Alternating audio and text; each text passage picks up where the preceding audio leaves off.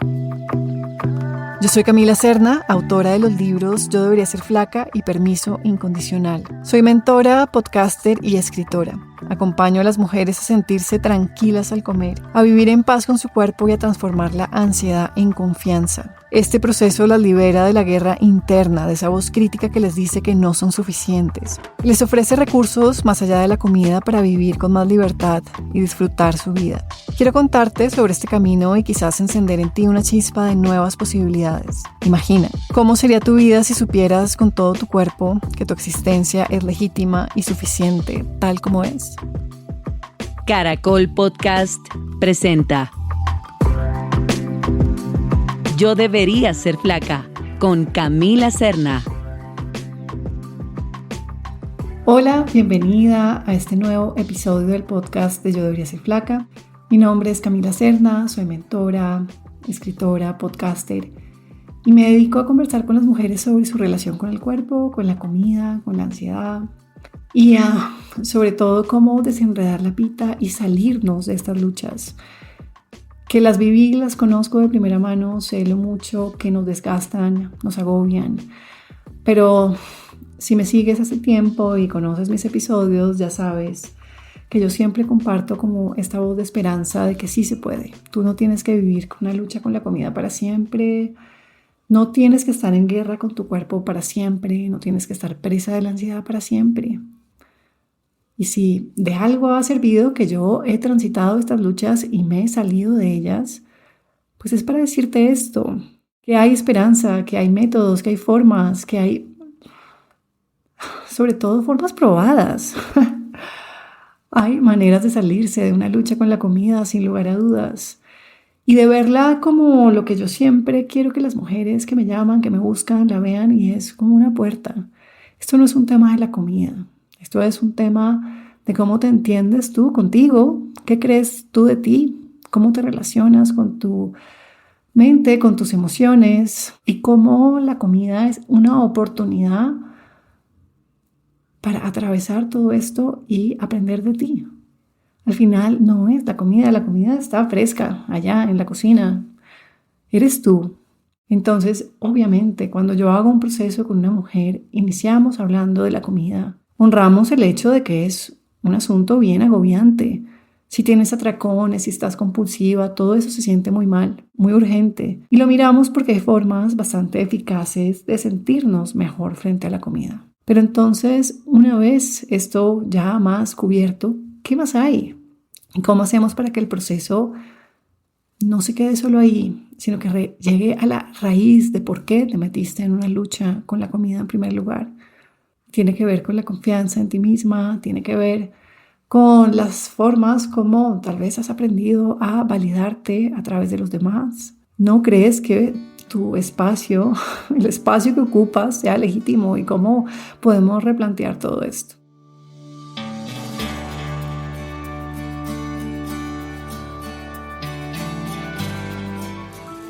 En este episodio quiero hablarte de algo que llevo pensando unas semanas a título personal, también con mis consultantes. Y tiene que ver con la idea de estar bien.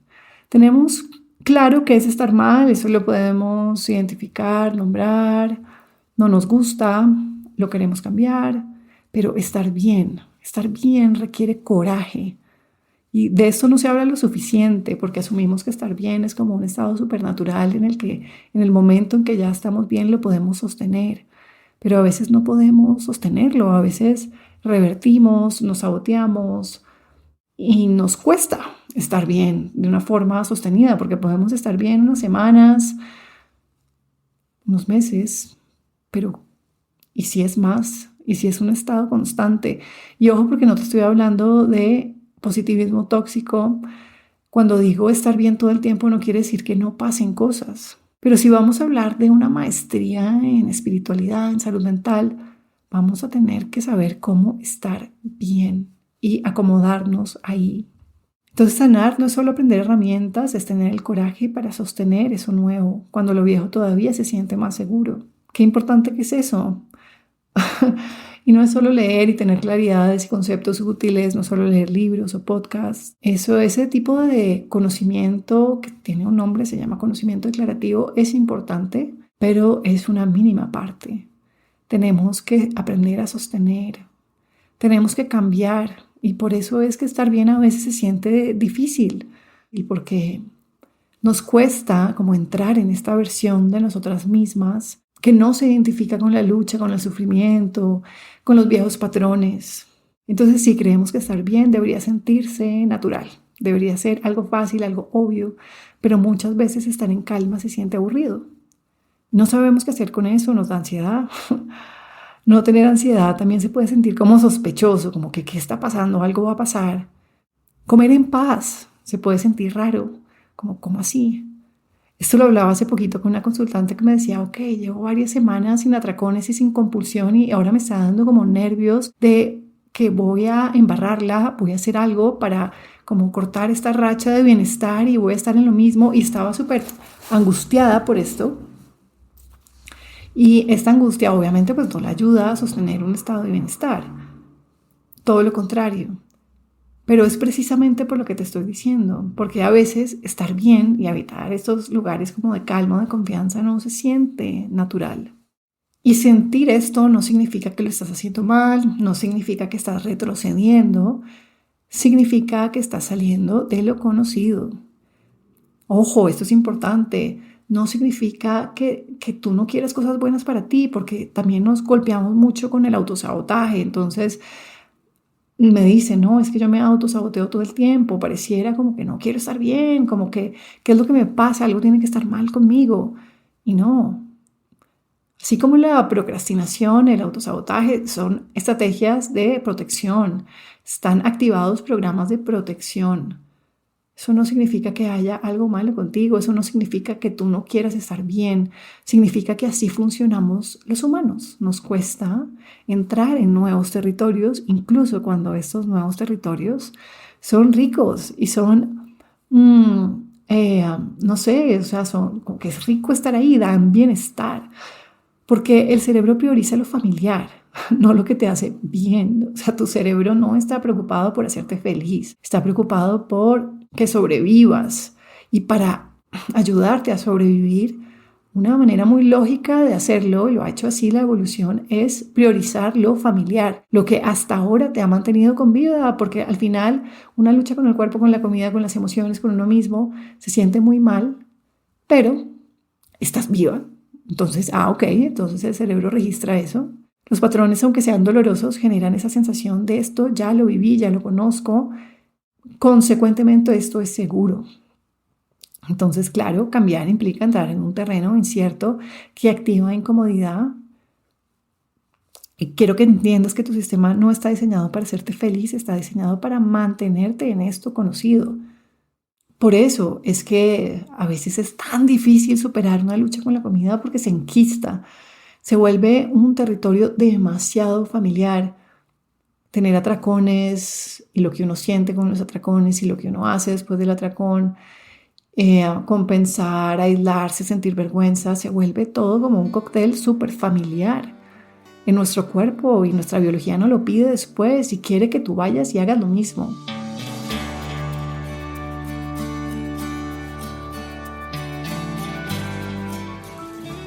Entonces sí, hay un coraje que se requiere en estar bien, en no responder como siempre respondemos, en no anestesiarnos con comida, con control, con autoexigencia. Se requiere coraje para sentir, sin escapar, sin evitar. Se requiere coraje para tolerar la incomodidad de no saber quién eres sin tus viejos patrones, porque esta idea es clave, la identidad. Al final uno sí se puede acostumbrar a tantas cosas tóxicas y nocivas, pero que van forjando una identidad, y uno a veces no sabe quién sería uno sin una lucha con la comida. Uno no sabe quién sería uno si de repente eso no existiera, si ese distractor no estuviera. Uno, ¿cómo viviría? ¿En qué gastaría sus recursos? ¿Cómo se manejaría en la vida si de repente quirúrgicamente yo pudiera quitarte eso? No puedo, por cierto. Pero mira lo interesante de la identidad. Definitivamente creo que una de las cosas más maravillosas, y esto lo he venido aprendiendo con la edad, es permitirse a uno mismo cambiar. ser muchas personas. Yo no sé si sea mi ascendente Escorpio o qué es lo que sea, pero sí yo veo que tengo como esa tendencia a pasar como por ciertas muertes, duelos, para renacer después, para ser otra persona después. Entonces me voy acomodando en esta idea de que los humanos somos fluidos, maleables y que esto es una maravilla, de hecho. Entonces te diría que un miedo a esta pérdida de identidad, si dejas la lucha con la comida, te la entiendo, es totalmente legítima, pero ojalá te pudieras emocionar con las posibilidades de no luchar, con las posibilidades de repente sellar esas fugas emocionales, esas fugas de recursos emocionales, energéticos, de dinero, de tiempo que se van a tratar de solucionar la comida del cuerpo, etcétera, y sellar eso y de repente quedarnos con más recursos para usar ¿en dónde? ¿En qué? En cosas maravillosas. Por eso en mis procesos también hay todo un tema muy profundo de alinearnos con lo que queremos. Porque eso sí que nos va a ayudar a salir adelante y a emocionarnos con la posibilidad de ser otra persona, de cambiar de identidad. Sanar implica perder una identidad que lucha, que se exige, que se define por un problema. Y yo sé que esta identidad duele, pero es conocida. Entonces hay una parte de ti que tiene que despedirse de quién eras para poder sostener quién está siendo. Sostener, y esta palabra me encanta, poder sostener, estar bien. Porque ese es el punto. Podemos estar bien por un ratico, pero ¿podemos sostener más que eso? Entonces la pregunta es sí podemos. Podemos aprender a ser alguien que sostiene eso. Lo hacemos poco a poco, generando estas herramientas, experiencias que fomentan la seguridad, la confianza, entendiendo que la incomodidad es una señal de crecimiento. No digo que en todos los casos, pues obvio que no. Pero cuando estamos hablando de este tipo de cosas, sí, definitivamente la incomodidad es una señal de crecimiento. Que se sienta raro, que no te guste, que te sientas incómoda, no es que esté mal. No es una instrucción para que pares tu proceso. Que se sienta incómodo no significa que esto no sea para ti.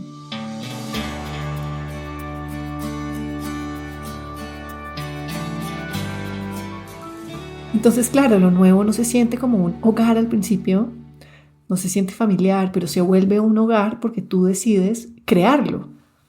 Decides aprender a sostener esa nueva realidad que debe implicar que tú estés bien, que puedas sostener que estés bien. De nuevo, esto no quiere decir que no pasen cosas difíciles en la vida, que no pasen cosas que no te gustan. O sea, eso siempre nos va a acompañar, es una realidad ineludible de la vida. Pero he reflexionado mucho sobre esto, he pensado mucho sobre esto en mi propia vida y he pensado en cómo uno puede, de qué manera uno puede estar bien de verdad, inclusive cuando cosas difíciles pasan. Y la respuesta que me llega es, uno puede estar bien en la medida en que uno está bien con uno, en la medida en que uno sabe que uno tiene capacidades para enfrentar lo que viene, en la medida en que uno sabe que uno tiene los recursos para sentir lo que tenga que sentir. Por ejemplo, yo estoy en un proceso de duelo todavía. No he salido. Tengo llantos espontáneos y tengo una cantidad de cosas asociadas al duelo que en este punto de mi vida a mí no me molestan, porque he aprendido a sentir y validar lo que me pasa y no huir de esto y no tenerle miedo. Entonces, puedo estar bien inclusive en medio de un duelo, inclusive en medio de un llanto, simplemente porque no le estoy haciendo la guerra a eso que me está pasando. Y esa es la forma como aprendemos a estar bien todo el tiempo. Porque cuando digo estar bien todo el tiempo, no es un estado como exaltado de felicidad, porque eso no pasa. Uno tiene momentos de felicidad, uno tiene momentos como de emoción, pero eso es fugaz como todo. Pero yo estoy hablando de una base mucho más sólida, estoy hablando de saber de qué se trata un poco como la vida, no digo como que uno tenga las respuestas o uno sea un iluminado, porque pues jamás, eso no, pues no. Ojalá, pero no. Estoy hablando es como dejar de luchar en contra de la vida o por lo menos tener esa intención. Tener siempre como esa estrella del norte y siempre tratar de dirigirse hacia allá. Puede que aparezcan nuevas cosas que no te gustan, que te retan, pero en tu cabeza ya está como instalado este chip de, ok, lo primero que tengo que hacer es aceptar la realidad como es. Y hoy oí una metáfora sobre esto que me encantó y es, ok, a mí me da mucha guerra las personas con esto de la aceptación porque no entienden cómo uno puede aceptar el cuerpo si uno no le gusta el cuerpo, si uno siente que está gordo, si uno siente que no está saludable, si uno siente que está comiendo mal, si uno se mira al espejo y uno dice esto no es aceptable. No entienden cómo es que uno puede aceptar eso. Pero entonces hoy oía en un podcast una persona que decía, pues por ejemplo, si queremos hacer un viaje y queremos ir de Bogotá a Santa Marta, tenemos que aceptar que estamos en Bogotá. Es la manera más efectiva de llegar a Santa Marta, es aceptar en dónde inicio el viaje, porque si empiezo, no, pero ojalá que estuviera yo como en Medellín, ojalá que estuviera un poco más cerca, ojalá, porque imagínate que yo estuviera. Esto es una guerra en contra de lo que hay. Si yo no empiezo reconociendo y aceptando el lugar en donde empiezo, ¿qué tipo de trayecto voy a poder tener? Y eso es aplicable al tema del cuerpo y, sinceramente, a todo en la vida. Entonces quería dejarte con esa idea de que sanar implica sostener estos momentos de estar bien, pero de forma más extendida, no un ratico. Y que esto requiere coraje para crear esas estructuras que pueden sostener ese bienestar, para dejarlo familiar, para aprender a abandonar una identidad que lucha, que se define con un problema específico. Ser otra persona de repente. Lo desconocido no siempre es peligroso. En estos casos, no solo no es peligroso, sino que es la vía expansiva, es lo que queremos, lo que realmente queremos. No todo lo que se siente familiar es seguro, también es cierto. Y no todo lo que se siente extraño es incorrecto. No todo lo que es familiar es seguro. Sí, hay cosas familiares que nos adaptamos a ellas, pero en estrategias de supervivencia, una guerra con la comida, una guerra con el cuerpo, su perfeccionismo, autoexigencia, está bien. Aceptamos en dónde estamos ahora, aceptamos que a los humanos nos pasa que recurrimos a estas estrategias de supervivencia, de compensación, de protección, lo aceptamos, lo reconocemos. Ok, pero entendamos que quedarnos ahí ya es caduco. La estrategia ya se venció, ya cumplió su rol. De repente ya somos unas mujeres adultas y el perfeccionismo y la autoexigencia nos están asfixiando. Debemos encontrar un nuevo territorio, unas nuevas formas. Y requiere práctica y mucho coraje, pero se puede. Entonces te quería dejar con esto. Te mando un abrazo. Si quieres explorar más de estas ideas, te recuerdo que mi libro Permiso Incondicional está en librerías en Colombia. Te mando, de esperanza y te mando un abrazo y gracias por estar acá. Te veo en un próximo episodio. Chao.